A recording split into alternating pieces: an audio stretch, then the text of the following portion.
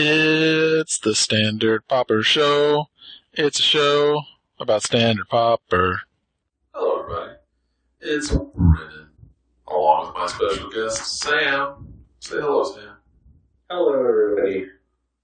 Today, Sam and I are going to finish up what we've done started. That's right. It's going to be the review. But first, let's just talk about where we're at these days. It's the third episode on the new site, but we got so many more commons to review. The whole set has been spoiled since last time. I know everybody's excited for this new set. M15 looks better than almost every set that's come out as far as the core set in a long time. Just like they did with it. So, let's just take a quick look at what happened this week in Standard Pauper. MPDC 2506. I don't believe it. But Gatekeepers is back in a big way. Not only is it back, I want you to look at this. 7-0. It's 7-0'd the MPDC. OMG. Well, let's take a look at this deck. Looks so familiar. It's got 5 guild gates. 5. 4 of them on the Golgari, Orzhov, and Selesnya, and then 1 of them on Dimir and Simic. You got your Ubelsaw, your Sunspire, your Ceruli. Ones that give you dudes, kill dudes, and give you life. That's about all you need.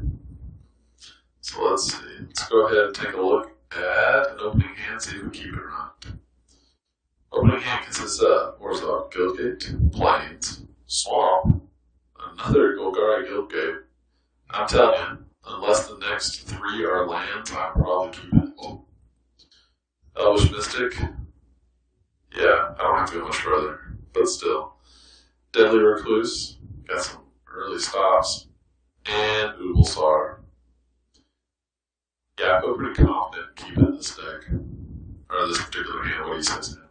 I would have kept it as soon as I saw Deadly Recluse, but then the Ubelsaw come out, and like you feel really good knowing, hey, this is what my first 5 turns are going to be. Pretty much regardless of what my opponent does. It's just, yeah, that's awesome. That's a great hand. Okay. I think my play would probably be like Golgari, and then next would be Elvish Mystic and Swamp, and then Deadly Recluse. I don't know. You've got so many options that you.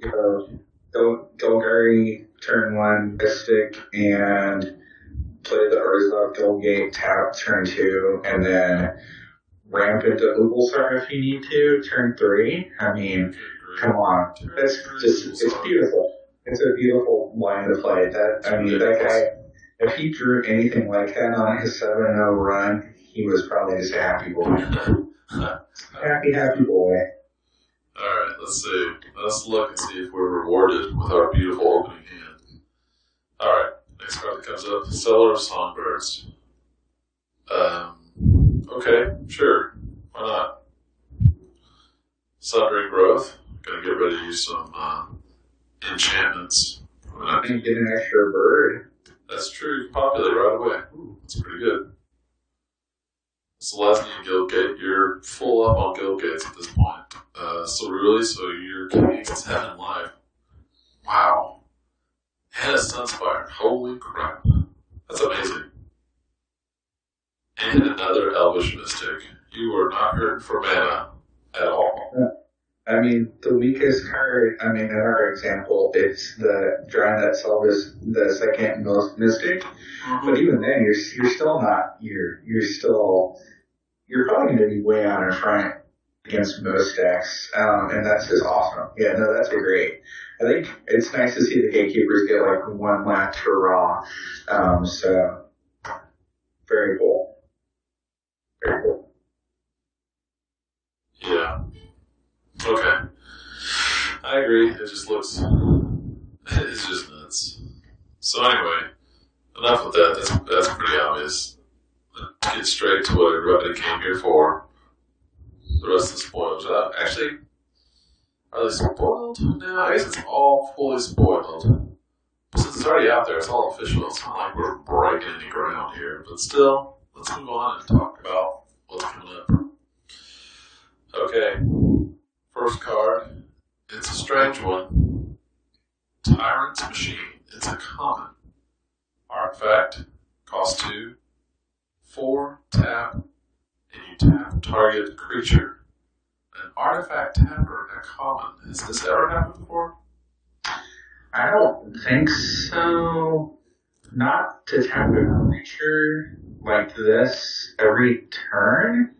Right. No, it just seems like something they don't let happen in common. That's what I thought too. I'm like, could we call this, I know I'm being bold here, could we call this basically the common shackles? Because The common, like icy? Icy Manipulator, that's another good one. Because if you're doing it at the beginning of their turn, and you're just keeping their biggest thing locked down, I mean, even if they destroy it, it's still locked down for that turn. You know what I mean? Yeah. It feels good. I mean, and it's not costed insanely. No, 4? I mean, it only costs 2 to get out there, and 4, 10.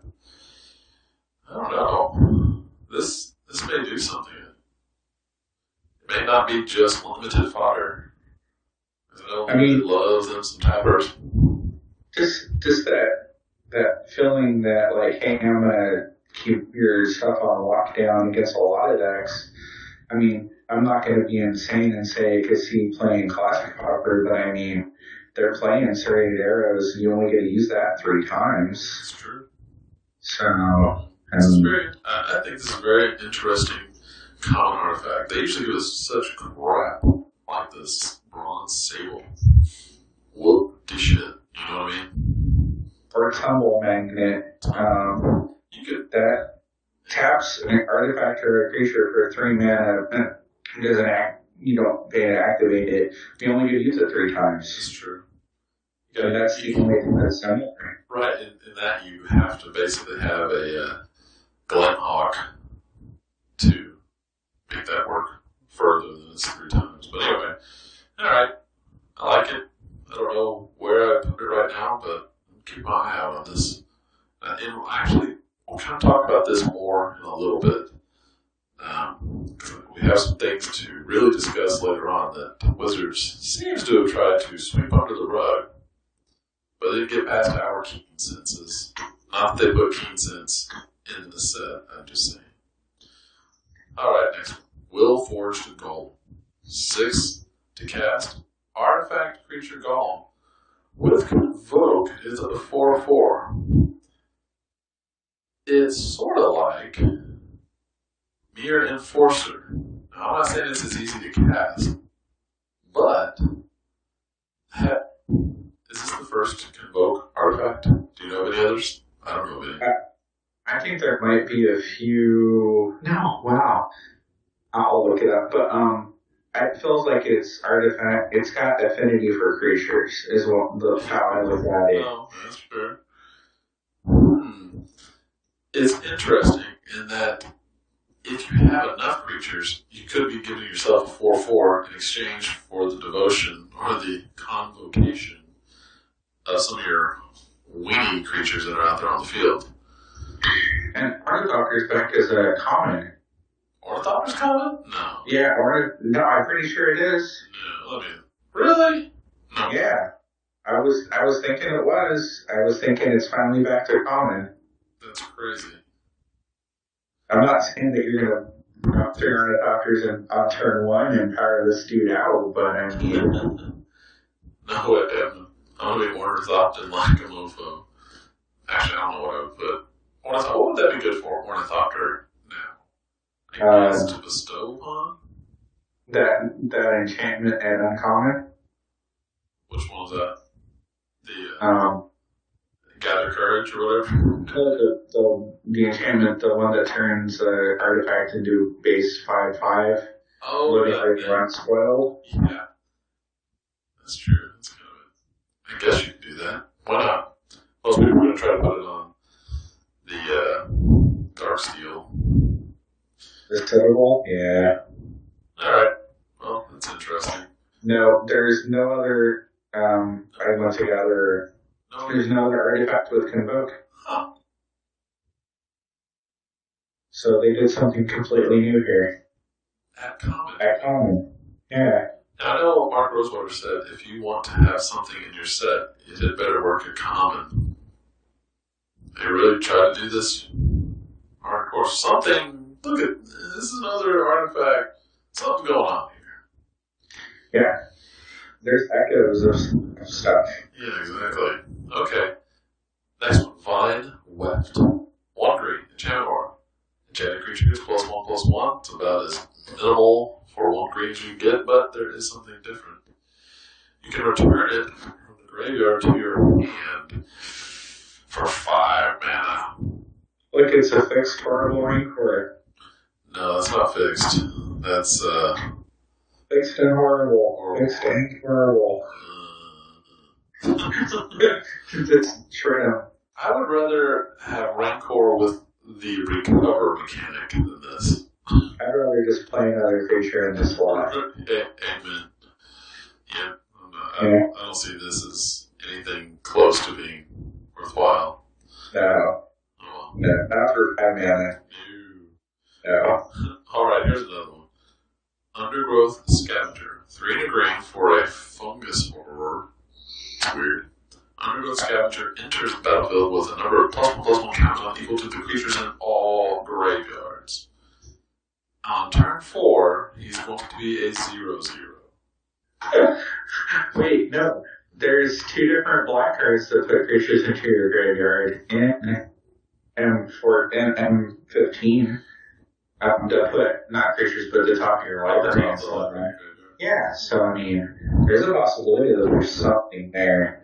So for my 4 mana, I'm just going to cast a 4 mana creature. That's a 4/4, a 3/3, a 2/4, something. I'm not going to hope that there are creatures in the graveyard. Yes, there's potential at end game. This guy is ridiculous. But you really got to work for it to make that happen. I'm not a fan of this thing. I'm gonna try it out. I mean, we've got Insight at 3. We've got the black dude at 2. That's an M15. So I mean, there's definitely there's something there that they're trying to do.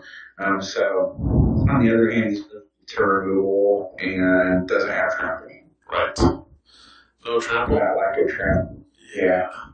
Hurts. And I think there's an uncommon that I really like. It's every turn you take damage, you get a 1/1 token at the end of the turn. Yeah. That guy, that's a neat little enchantment. Alright, let's look at the next one. Carnivorous Moss-Beast. Carnivorous Moss-Beast is 4 double greens, so 6. What do you get for the 6? You get a 4 or 5. But wait, there's more. This plant elemental beast. Wow, that's a lot to do there. He gives himself 1/1 counters, so he sort of has monstrous. He has his own mini monstrous. But the common monstrous dudes were so much better than this. Yeah, for this amount, I'm putting my Snake of the Golden Grove to give me a tribute, or I'm putting in the Messian Asp. Yeah, not worth it. I mean, isn't the Messian Asp both cheaper to cast and cheaper to monstrous? Messian Asp is 5 and 6. Yep. Oh my god. So this card is just like automatically worse than. And yeah. And Messian Asp has reach. Yes. Yeah, so no, it's not even a comparison. Play Asp. It's not. Don't play the Moss-Beast. No. Plant elemental beast. Okay, here's something weird. Living Totem, 3 and green. Plant elemental convoke. Alright. When Living Totem enters the battlefield, you may put a +1/+1 counter on another target creature. He's a 2/3. That flaws make them. Yeah, the other, had he been able to put on any, then you can bring him out as a 3/4, and you're kind of happy about that. Not only that, but you can power him out like a turn or two. I know, you get Convoke. You're doing pretty good. Although They didn't want to be too strong in draft. Yeah. Yeah. Although at 1 mana, what are you using to your Convoke? You're using your Elvish Mystic, which you could have just used for the mana anyway. Yeah. So, but I like the art on it. He's gonna mess up some elves.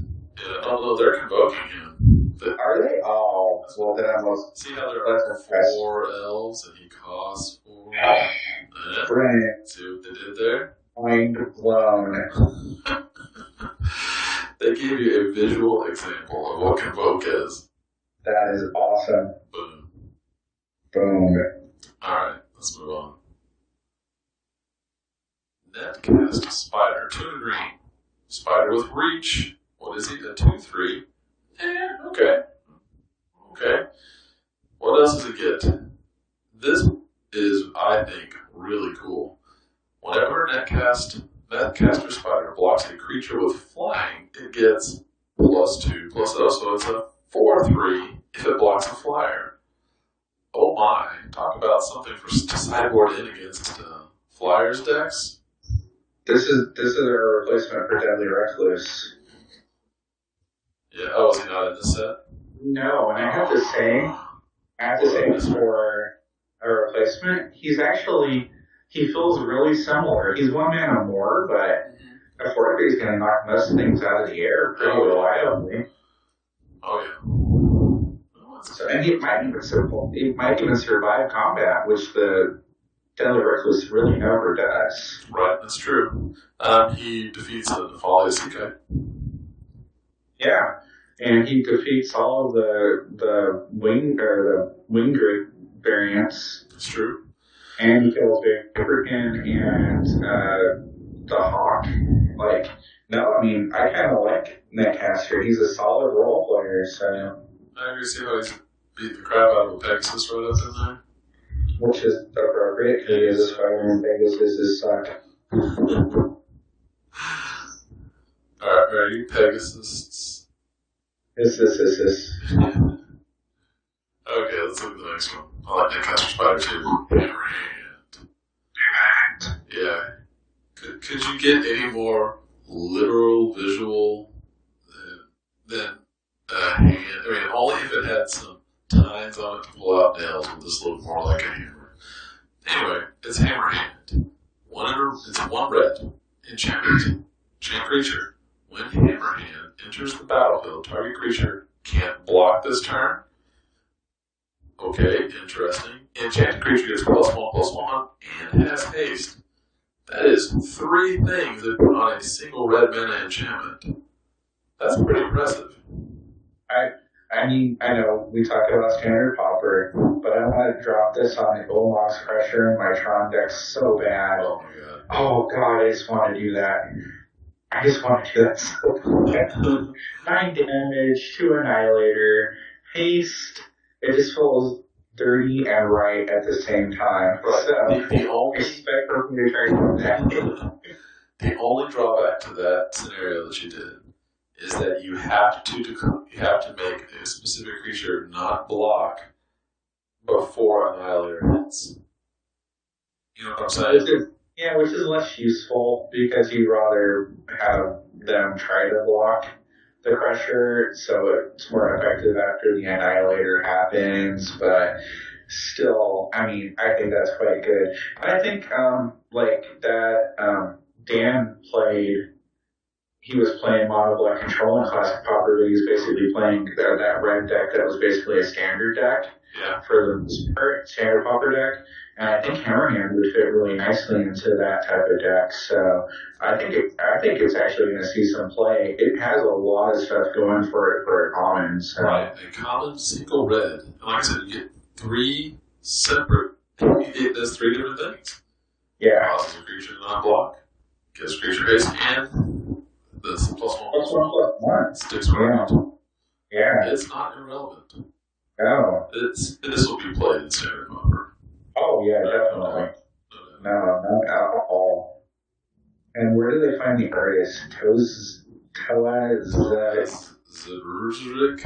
I Yeah. pronounce your name Toaz. It's the New World Order of art. Hard to pronounce names. Although on the card, it's something different. Like, I think this was copied wrong. It's Tomaz. I'm missing it. Tomaz? Yeah, it's Tomaz.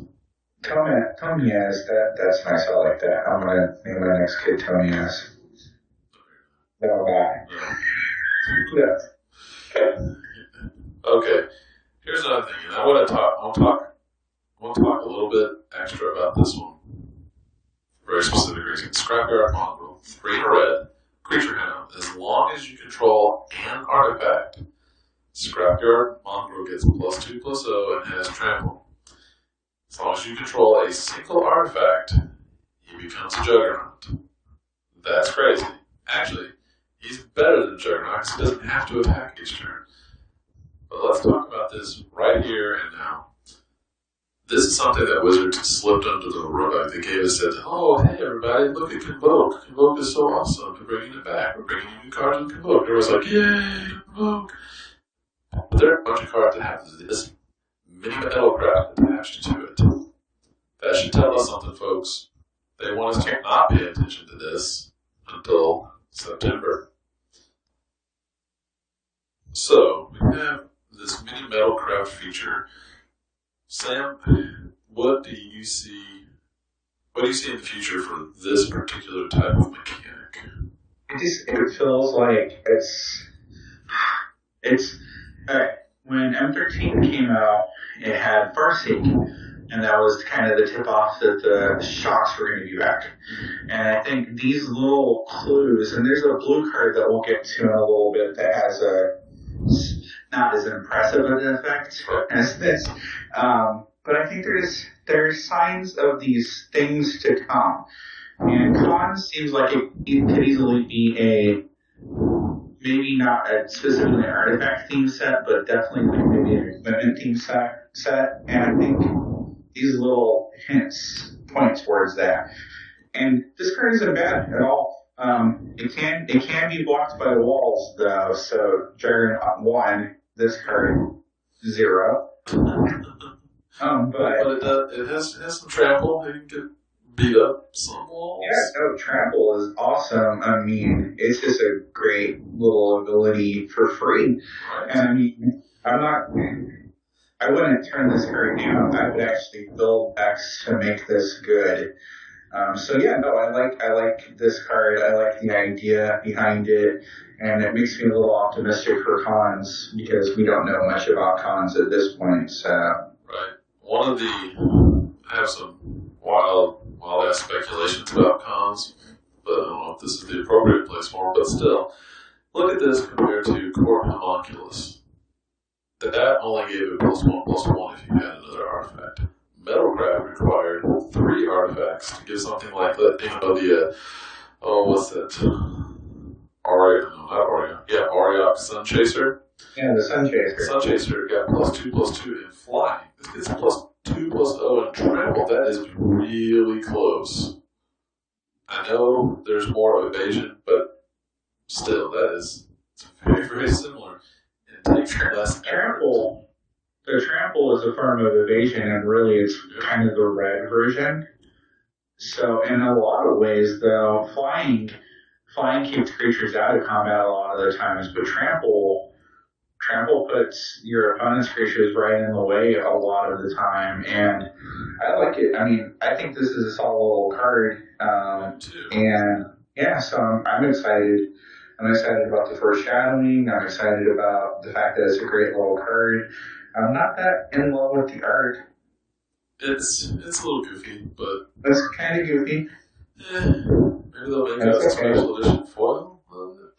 Ooh, foil! Gonna get me some of those. I do you. All right, let's move on. Crowd's favor. Red. 1 red. Instant Convoke. Target creature gets +1/+0 and first strike. Combat trick. Extraordinaire. This is like the Red Gather Courage, is what this is. This is a card that they went, we should have put this in Theros block, but we wanted to get a book. Now look at the art. Yeah, it's a Theros block card. Right. But No, I like it. I mean, I don't know how it stands up against some of the combat tricks from Theros block, because they were so strong. But I could see it slotting into maybe that mono red heroic deck that you really want to have work. Not you personally, but people out there. So Oh yeah, just throw it on the ground. yeah, you just throw it on the ground and walk away. You're like, I do not need the favor of the crowd. I need hammer hand. The hammer hand. Yes, all hammer hand. All the hammer hand. Okay, let's go to the next one. Oh, returning Forge Devil. 1 red. When it enters the battlefield, does 1 damage to a creature, 1 damage to you. I know this saw play back when it was in Innistrad block in Standard Pauper. I wonder if it is enough to kill it now, because what I see is this is the anti heroic card.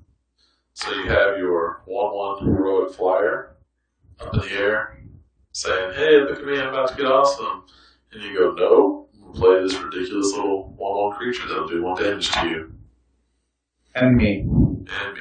But really, I'm willing to take 1 damage to get that crazy thing out of the air. I mean, I like it. I wasn't playing online when Innistrad came out, so I didn't get an experienced Standard Pauper at that time. I mean, I could see this being a really strong anti-Delver card. That's true. Yeah, but Delver's not around, but I mean, it's definitely a utility card, and it could be useful. It does shoot down Skyricks really, really well. Oh, yeah. At least it slows your opponent down, so it's a good tempo playing going into games 2 and 3. I like it. I mean, it's a good reprint. It's not like they scraped the bottom of the barrel to get good reprints in this set, it seems. So, I like it. It could see some good play. So I think so, especially as sideboard against other winning decks. So, yeah, cool. And there's that possibility that there's going to be that weenie theme going into cons. Yep. I think that's more than a possibility. Okay. Hordes of weenies. Oh, that's weird. I won't say that. Wow. Yeah, I got uncomfortable just now. Yes, I got a little afraid. Alright. Blastfire Bolt. 5 in a red. Instant. That's 6 mana for those counting at home. Blastfire Bolt deals 5 damage to target creature for 6 mana. Okay. Destroy all equipment attached to that creature. Considering there's not a lot of equipment there's only a couple in 15. That tells me another thing that we talked about earlier. There's going to be artifacts that come. Yeah, it just feels like they went and print this before doing a set heavy on equipment. And it's not really costed to play in a lot of constructed, but I mean, it's not bad. It's not a horribly bad card. I wish it was 5 mana instead of 6, but I mean, you're paying an extra mana over the flag card from OG Mirrodin block. Right. Turn to slag? Yeah, that's it. I find damage to a creature just as it is. You're going to feel kind of gross paying 6 for it, but you're going to do it if you need to. So it's Sip of Hemlock, but at instant speed and in red. Yeah. So I don't know. This is a thinker. It probably won't see much play because it's really slow. Right. But I think it's a very limited card. Yeah, it probably is. It's probably just gonna be the last card into a deck a lot of the time. So 23rd card. Yeah, if you are hurting for a movie, you'll take it. Yeah. I'm sure Limited Resources will like it because of the 5 damage, but yeah. And Loading Ready Run will draft a lot of them because they'll just be wacky. And they love that kind of stuff. They do. Those Canadians. They're great people. Alright, here's one of my favorite cards of the set. Generator Servant. He's a servant generator. Down. He's an elemental. Tap. Sacrifice. Generator Servant. add 2 mana to your mana pool. If that mana is spent on a creature, gains haste until end of turn. That is very cool because this is ramp in red and it gets haste. Not only that, no clause to say that you only have to spend it on creatures. Yep. This is awesome. It's a 2/1 for 2, which red is known to play. So if you draw it late game, it's not based off of being like a 1/1, and that ability to power out bigger stuff and give it haste. This is one of those kind of total package. I can't believe it's a comp cards. Right. They made the shamans in Ravnica Block. Those little things do give you 2 mana instantly that you have to spend right away. They were uncommon. Burning tree in this area. Yeah, that's it. Yeah. There you go. Yeah, those things. Yeah, this will be an interesting ramp card. You don't have to ramp with it, but if you do, especially like I said, late game when you're trying to cast your big creatures anyway, power it out, it gets haste, you're attacking right away. It's pretty cool. I mean, I can see this. This is going to probably see playing Pauper. It's probably going to maybe even see playing the Silver Black League. I'm going to see playing Standard. I don't doubt that because it's just too good of an effect. Right.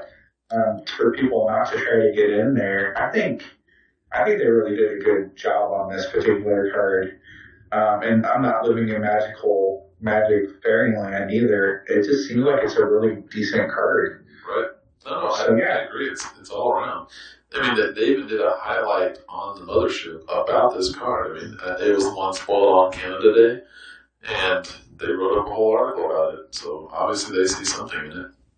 Oh yeah, no, and I'm excited to try it out, especially since I won't forget that it gave my creature haste in paper. Magic will remind me. Awesome. So, yeah. Okay, let's look. What do we got next? Unmake the Graves. 4 and black. Instant convoke. Return up to 2 target creature cards from the graveyard to your hand. I am feeling that if you are convoking this, you're not really hurting for creatures. So 5 mana seems a lot for turn 2 creatures.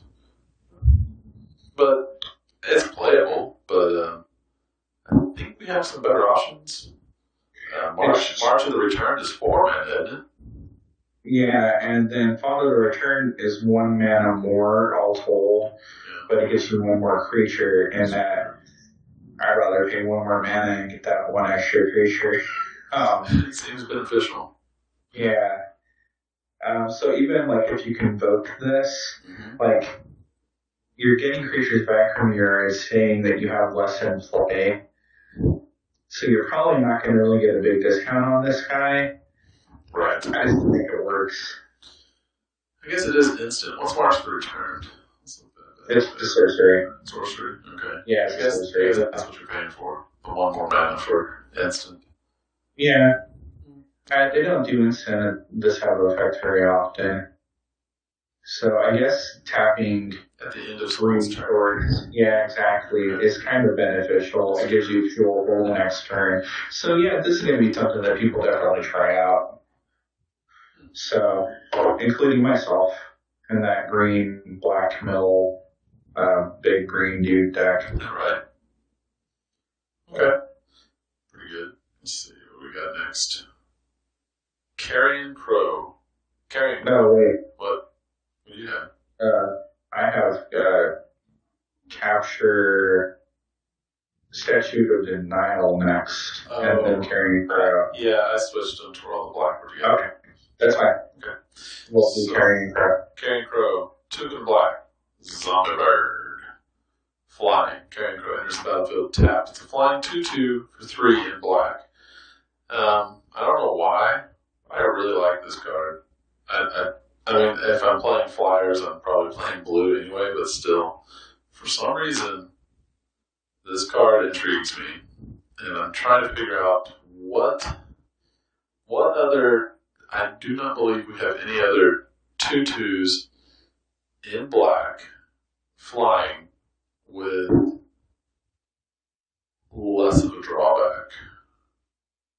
I mean, my question is why does it enter the battlefield tapped? Because it's eating corpses, dude. But it doesn't have any effect on corpses or graveyards or anything. I know, but it's... Why can't it just say cannot block? They don't want to do that. Because it's sort of a drawback, but it's only a drawback for one turn. Whereas cannot block, it is a drawback forever. Permanently, yeah. And it is a force set, so they don't get too crazy on that, typically. Right. Okay, I've got Gather Up. I'm looking at flying creatures in black. Yeah, 2/2 flyers for 3. See how many of those there are. Um, Is I don't even know, is Rakdos, that Rakdos weird thing from Once It's Nuts? Defense Trick Black. Rakdos Trick is a 2/3, but it can't block. Okay. Who cares about the 3? Yeah, who cares about the 3? I have a ton of comments, there's just not a lot of black flying. Driver Drone Imp, Basilica Creature, Bloodtoll Harpy is the one that's going to be around the longest, and that's a 2/1 flying that causes each player to lose a life. It's definitely curved out better. No, I mean, it's not a bad card. I just don't like things that enter the battlefield tapped. Right, either, but if I'm playing this in black, odds are I don't know, am I doing it for a blocker or am I doing it for an attacker? You're going to go for an attacker. So I'm not really worried about it being tapped that first turn. Yeah. So that's the way I see it. Yeah, no, that's true. I like it. And it says, when Carrion feeds on a Carrion, dark days approach. It is good with Bob, or Great Merchant. It's not all that great with Bob. Don't play that in a deck with Bob. They better cards. You have better options. Yeah. No, I mean, it's good with Great Merchant. I mean, it does what you would want it to do in a mono black deck. Get in early beats, have a point of extra damage when you play Great Merchant, and that all helps. So all in all, it's probably a pretty solid card. So yeah, I like it. I do. It's very Innistrad-y. Yes, it is. And speaking of Innistrad-y, Eternal Thirst, 1 in a black, enchantment aura. This does quite a bit.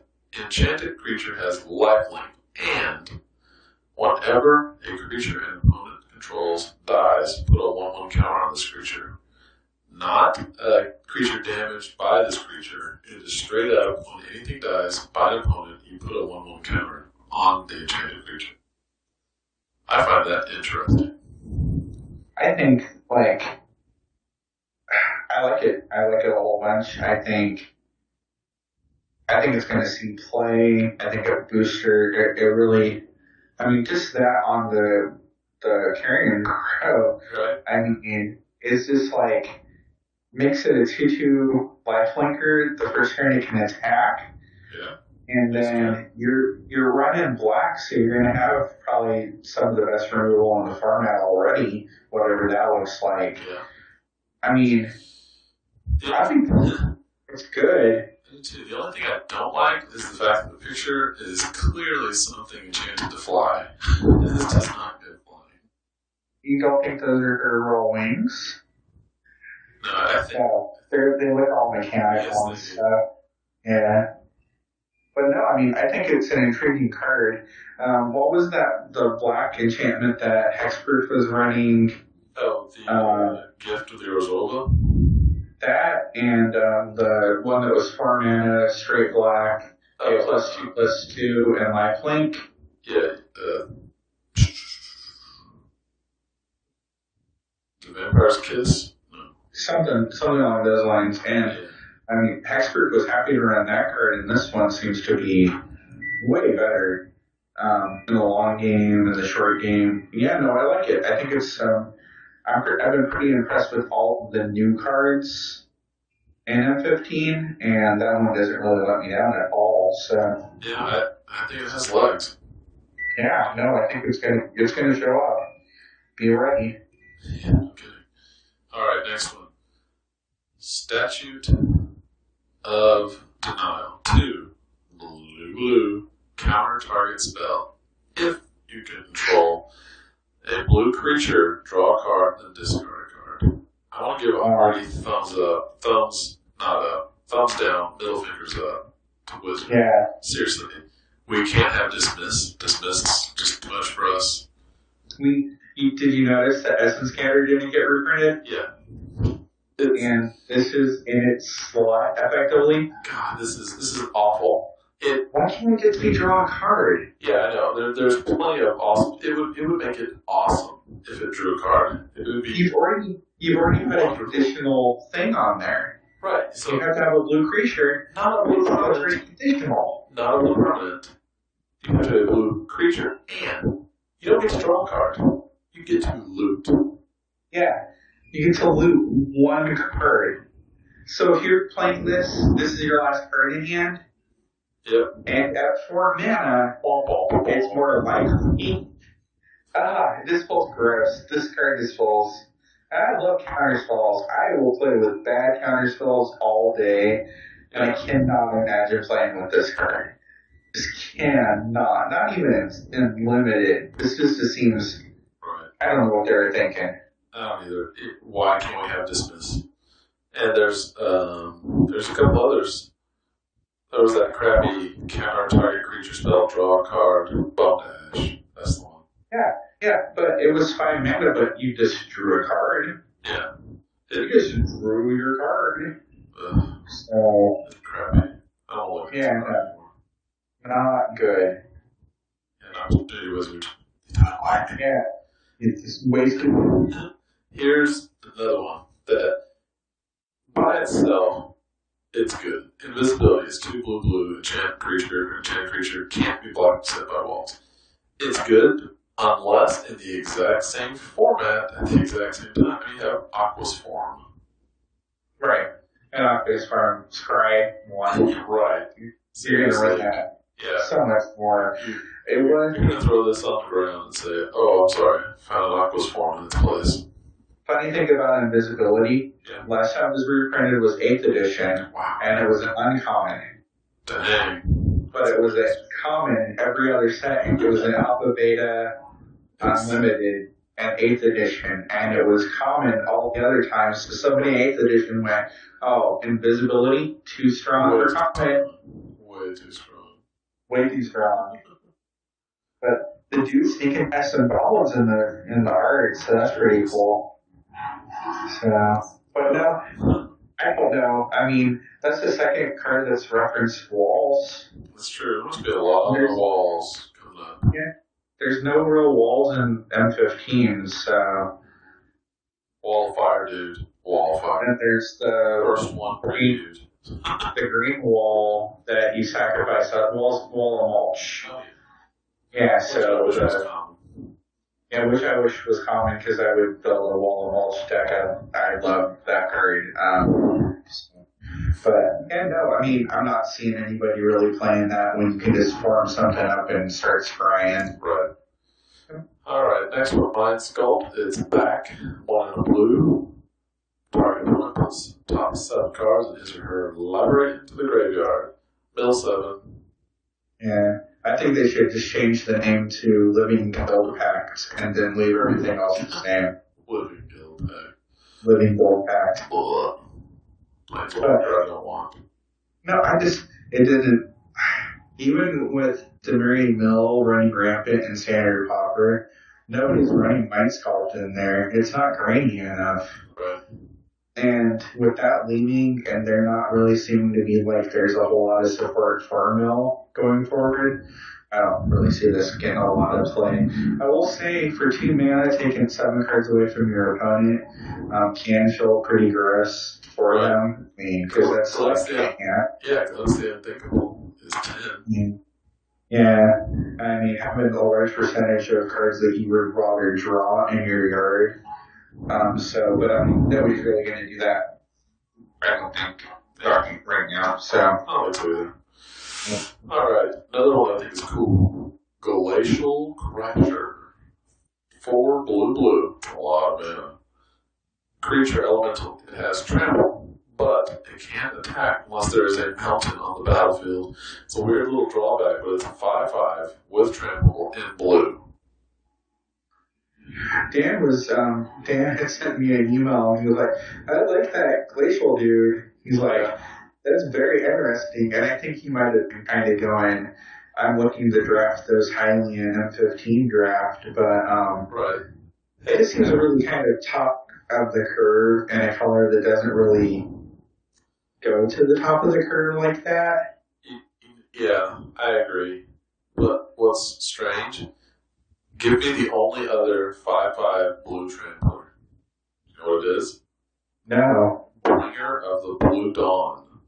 Seriously? Yeah, isn't that crazy? A rare from Ravnica Block? Yeah. Now, granted, this card doesn't let you draw 2 cards at the beginning of your upkeep, like the Bringer does. But yeah, 5/5 trampler, Bringer. Isn't that weird? Yeah, no, it feels like it should be a green card, in every conceivable way. Green plays nicer with red, green likes trample 5/5s, green doesn't mind 6 casting cost creatures, but no, I mean, it's interesting for blue, to have access to something like this. I don't know where it fits in constructed. Yeah. I don't think it will. I can't imagine a deck. If you're running blue, you're not going for blue for the beats. Aren't you going, oh, look, I'm at 6 mana, I'm going to drop 3 Welkin Turns, or I'm going to drop 2 Wingdrake variants. Yeah.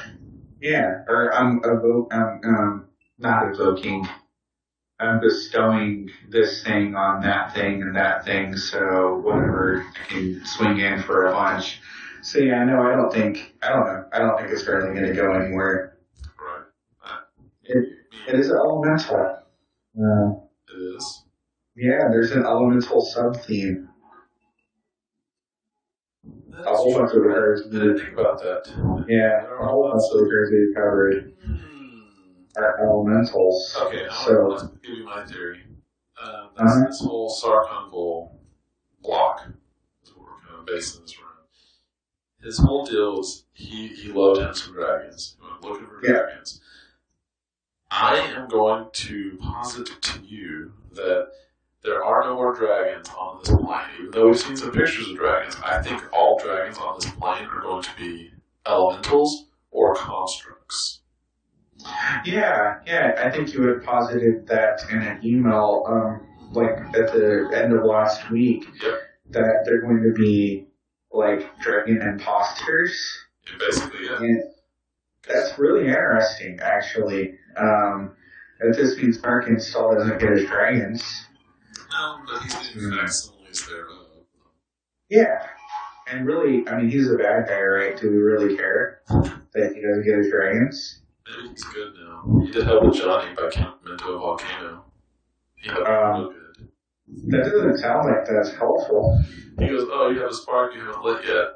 I was like, what do you mean? He's like, oh, here, jump into this. What do you mean jump into this? Here, let me help you. Yeah, but then John let Elspeth die. Yeah, so, but he did get a cool free cloak out of it. Lols. I would have bought him a cloak. I have extra cloaks. You do? Yeah.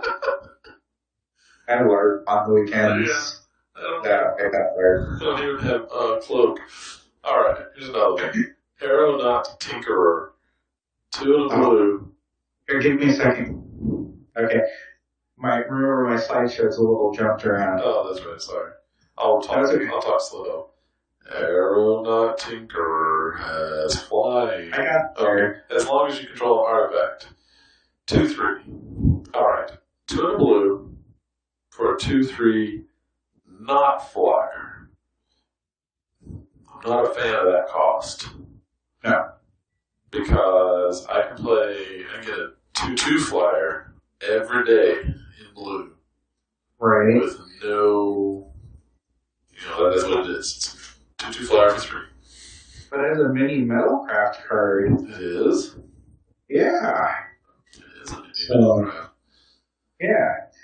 So this is the blue example of the mini Metalcraft, and I mean, I think, again, that kind of foreshadowing of what may be coming up here, like it. I mean, I like blue effective creatures, and I think turn 1 thing, maybe a cheap artifact on turn 2, this guy on turn 3. I mean, I think you feel pretty good about that a lot of the time, so. Yeah, it is good, but am I playing this over my Windrakes that I know will have flying all the time? Oh, no. No, I don't think so. No. No way. Loves me some Windrakes. Yeah. Loves me some Visions Windrakes. I love that card. Oh, yeah, that's the best art that I've ever seen. It's the only time I feel good getting beat by blue skies is when you beat me with those Windrakes. Those are awesome looking. They're so pretty. They are. Alright, here's another one. Amphin, not an amphibian, Amphin Pathmage. Salamander Wizard. There is another salamander creature out there that's not a walks on all fours. I looked it up because I was curious. Check this guy out. For 3 and a blue, you get a 3/2. That's a little too much. But for 2 and a blue, target creature can't be blocked this turn. That is not a tap ability. That is just straight up 2 and a blue, target creature can't be blocked. How about them apples? I mean, it's interesting. I feel like it's probably slanted towards limited. It is. But because in limited it's a beast. Yeah. But, I mean, I do like the effect of being able, I mean, for 1 more mana, you get invisibility on however many creatures you want without having to commit an enchantment onto them, setting up that, like, 2-for-1 action. So, I like it. I mean, and it holds its own in combat a lot of the time, so yeah, no, it's interesting as all get out, so. Yeah. Anyway, I thought it was a pretty cool little card, but again, it's probably geared more towards limited, but you never know. No, I mean, a lot of what works in limited really well does translate to Standard Pauper really, really well, too, so. Maybe we'll see. Maybe someone will come up with. Oh no, wait a second. I'm gonna Pathmage my Glacial guy. So you get in for the 5/5. So I get the full 5/5 as long as there's a mountain in play. Right, and it has to be a mountain. Yeah. A mountain, yes. I'll play 20 mountains just to do Just it. to do it. Just once. Just once. Live the dream. Alright, what's the next one? Sanctified Charge. 4 white, instant. Creatures, I forgot this. Creatures you control will get +2/+1 until end of turn. White creatures you control also get first strike until end of turn. That is a lot of mana. It is, but game finisher. Yeah.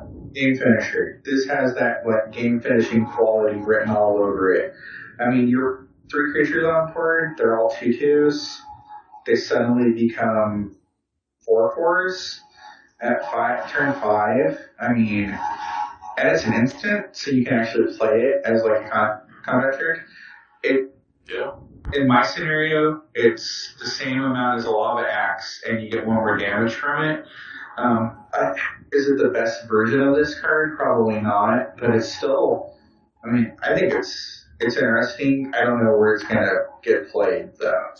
Because the heroic decks are more about the 1 and 2 casting cost tricks that leave behind a counter. Right. And this isn't that. Yeah, this does not target. No. And that is anti-synergy. Yeah. It's not where they're going towards. But in the kind of the idea of the hordes coming soon. Right, and I think this is going to really look more towards cons than anything else. Yeah. So, alright. Okay. There you go. Here's another one. I'm on the fence about this one. Sungrace Pegasus. 1 and a white. Creature Pegasus. Flying lifelink. Interesting. It's a 1/2 flyer. For 1 and a white. With lifelink. I want this card to be awesome. Because it has this so much potential. I'm just looking at it going, so close, but if it was 2-1, I'd feel better. I think it wears pants really good. It does wear some pants. And just as it is, it's kind of like pretty much right on curve for where you would want it. If you're playing red white, and you just hammer-handed this, you're feeling pretty good about yourself. Right now, the white wine deck that Gazo plays in the Standard Pauper Challenge, they're running that kind of dorky thing right now. Yeah. And this, I think, fills that slot and does basically the same thing. So, but how they're running Concordia for the purpose of blocking opposing 2/2 flyers? I don't know if they are, if they're doing it to block like 1/1 stuff. I can't really figure out exactly why they're doing it because it doesn't seem like that impressive of a card. But like, I don't know. This probably will find a home in that type of mini deck. It is only 2 mana. Yeah. So it's not like it's asking a lot for you to put it in your deck. And then the incremental life gain is just nice. Evasion is nice. It's a horrible, like, it's a cool name, and then the art is just flying worse. Right. Kind of dorky. So but no, it's probably find out in that mini deck. So you run this alongside your Loyal Pegasus? Wow, that's not bad. Yeah. Turn 3 damage, you gain a life. And then if you're doing any sort of tricks on turn 3, you have all that, 3 mana open. Right. So that's not bad. That's true. Turn 3, they Farika's Cure your Sungrace Pegasus so you can't attack with yours. And then you just start weeping. Yeah. Start shedding tears. Gnashing the teeth when rending the flesh. Exactly. Yep. Okay, here's another good card. I like it. Pillar of Light. 2 and a white. Exile target creature with toughness 4 or greater. We've seen this a lot with power. But now we have toughness 4 or greater. And it's exile. It is straight up GT. I mean, what's the version of it that's based around toughness at forecasting cost? I'm trying to find it. There's Devouring Light, but that's with Devouring Light, though. Yeah, here, give me a sec. I'm looking it up. I hope it's not too loud. It is storming like crazy outside. I can hear stuff, but yeah, I'm not worried about it. Well, good. You're in Texas, so I'm the one getting stormed on. Hey, our lakes are so low, it's scary. Oh, it's not like that up here. Like, we've been having record rainfall. Wow. Yeah, we have. Yeah. There's a lake near my house called Lake Lavon. I've driven over to go to my parents, 100 times. And right now, on one side of the bridge, it's a freaking prairie. It used to be a lake. Wow. Yeah. That's not good. No, it is bad. Like, last year at this time, we'd seen 2 days with rain. And then since like May this year, we've only had like 8 days without rain. It's just been insane. Like we started a backyard garden. It's the worst year for that because it's been impossible to keep up with it. Right. Okay, I can't find this card. Let's go. Let's just go on. But you know what though? Anti-walls. Yes, it's very anti-walls. It gets rid of Gray Merchants. So good. Oh, snap. Yeah, Great Merchant. I hate use of Great Merchants. The walls on Divine Verdict, no, that just gets rid of attacking or blocking. Right. I can't think of all its toughness.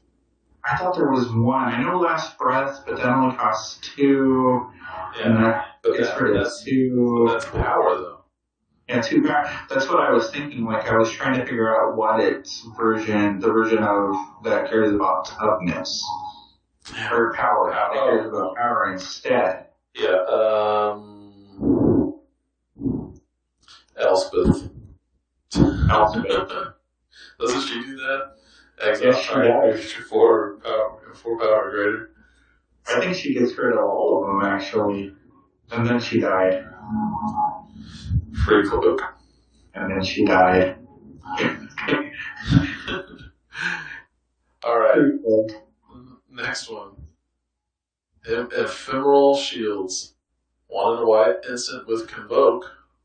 Target creature gains indestructible until end of turn. That's neat. It's a combat trick if there ever was one. I don't know where it will fit in Standard Pauper, though. It'll fit right next to Johnny's Presence. Really? And decks that want that type of effect. You can cast it for free. I mean, yes. Apostle's Blessing saw play. Yeah, Apostle's Blessing can get you through blockers, though. Did you notice there's no protection in this set? Huh. Everything, it's all indestructible. That's true. Instead. Weird. And reprisal.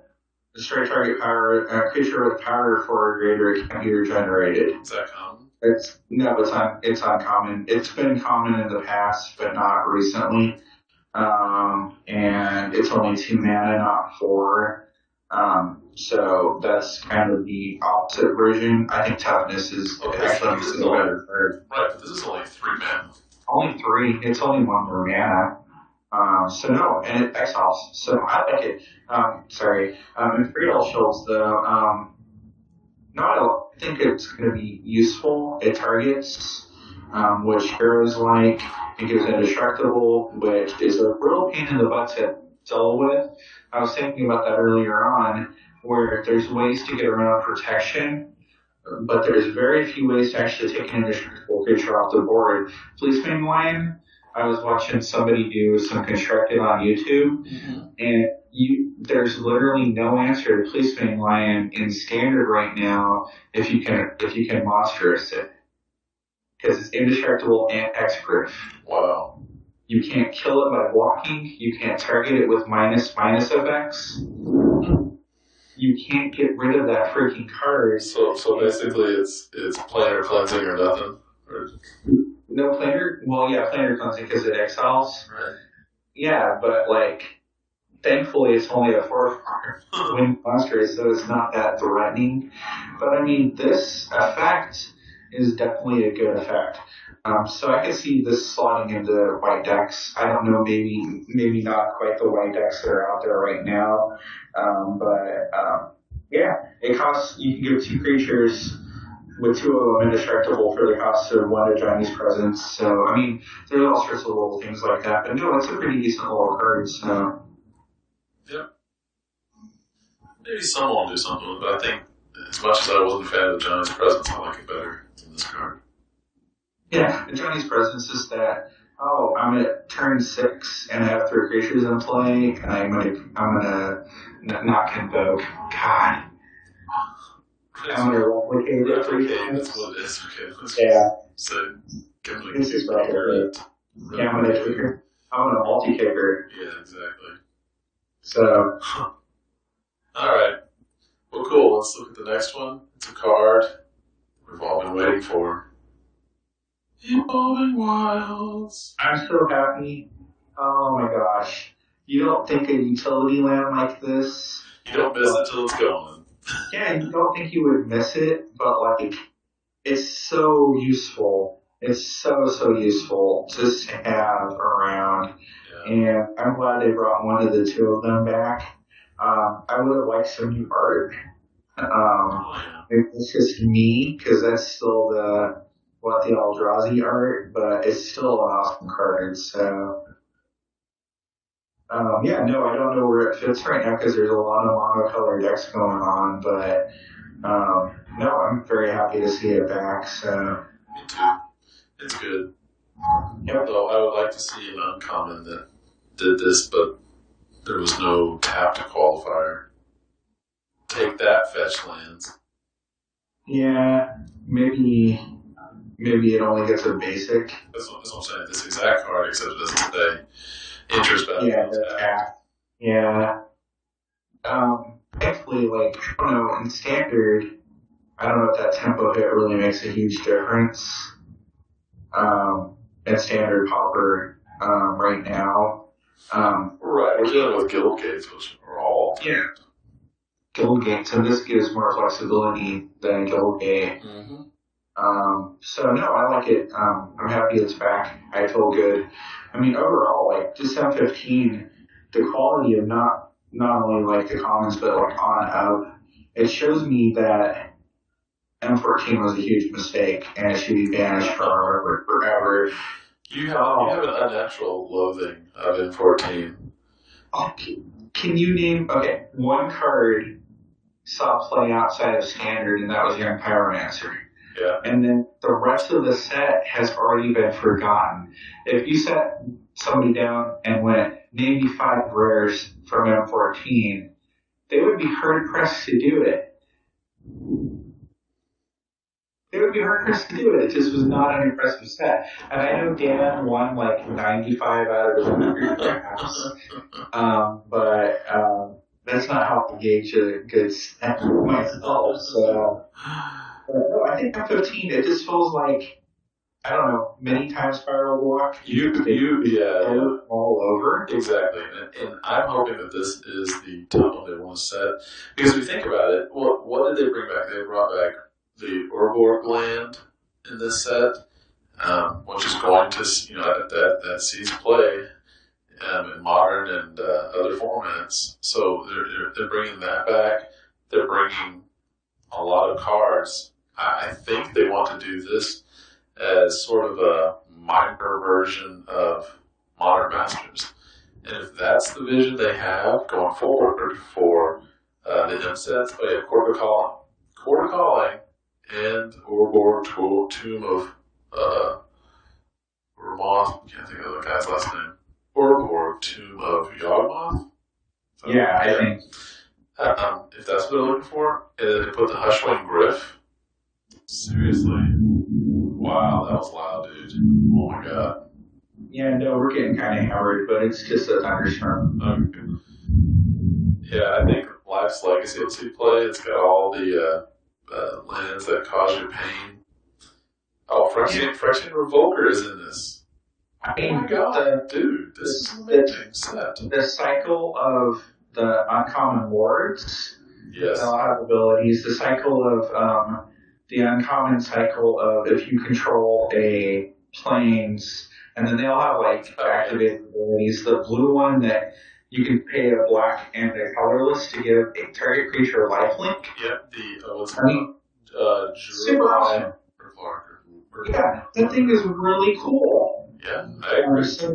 And it goes all the way from commons all the way up, though. Like, there's some duds, but that's every set because Morrow goes, you have to have bad cards because they test skill. But he does, I don't do the good Morrow impression. But, like, I'm really impressed. Yeah. I can't wait until he does like a drive to work on it and talks about it because I'll be really enraptured in why they decided to go way beyond any core set that I can think of in terms of flavor, in terms of power, in terms of really just like making a neat set. Just a fun to look at set. Because after M14 and really even M13 wasn't all that like exciting. And then they took out some stuff that have become kind of staples like Essence Scatter or some of that type of stuff. But like shaking things up isn't bad. And I'm so tired of having my creatures Essence Scattered. Because there's nothing you can do about it in Pauper. There just really isn't. It's just like one of the worst feelings in the world. So. They also created my most favorite land of all time, Sliver Hive. Yeah, that thing. My God, that's awesome. Man, I can't wait until it becomes legal, and then I'm gonna read like the Tribal Apocalypse articles, and it's all gonna become slivers. Did you see? I sent that email with the blue sliver, the blue uncommon. Oh yeah, it's great. It turns all of your creatures, all of your slivers into Frost Titans. It's ridiculous. It is. It's stupid good. It's the best, I think, of that little cycle. Right. Oh, no, that's the white one. The white one does that. The constricting sliver. That's the one that turns all of your creatures into or all of your slivers into O-rings.